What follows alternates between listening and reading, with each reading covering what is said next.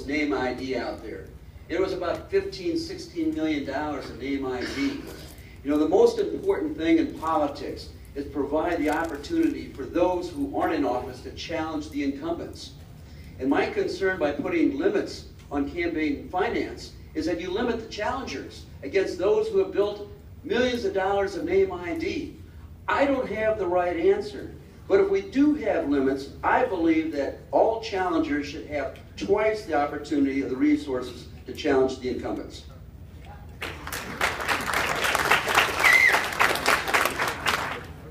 I favor reform in a couple of respects. I do not believe in limiting contributions.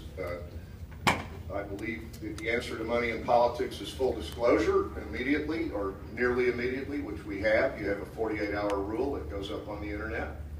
And let the people see where money is coming from and let the people decide. I don't fear the contributions because donations to political campaigns are speech.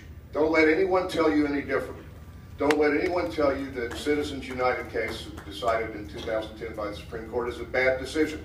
It is a liberating decision that allows all voices to be heard. I do want to know where the money is coming from. I do want to know where the money is coming from. And so to the extent that anything in current law allows anonymous attacks, slamming other candidates, I'm opposed to it. I recently saw that prop its ugly head up. I was the first one out with a statement condemning it. Some of you know what I'm talking about. I was the first one out with a statement condemning it. I've been on the receiving end of that. I've been on the receiving end of attacks in the millions of dollars that were untraceable at the time, only traceable much, much later. So reasonable reforms, yes. Limits on donations, no. Full disclosure, yes. First of all, I just want to pay a compliment to Lieutenant Governor Kinder. Because when there were negative, nasty, anonymous attacks that came out, he texted me right away. It was a stand-up thing to do. We need to remember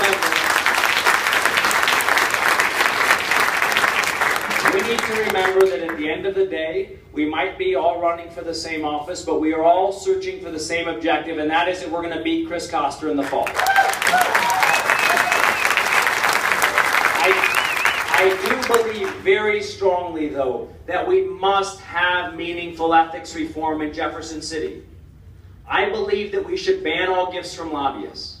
I believe there should be term limits for every statewide office holder.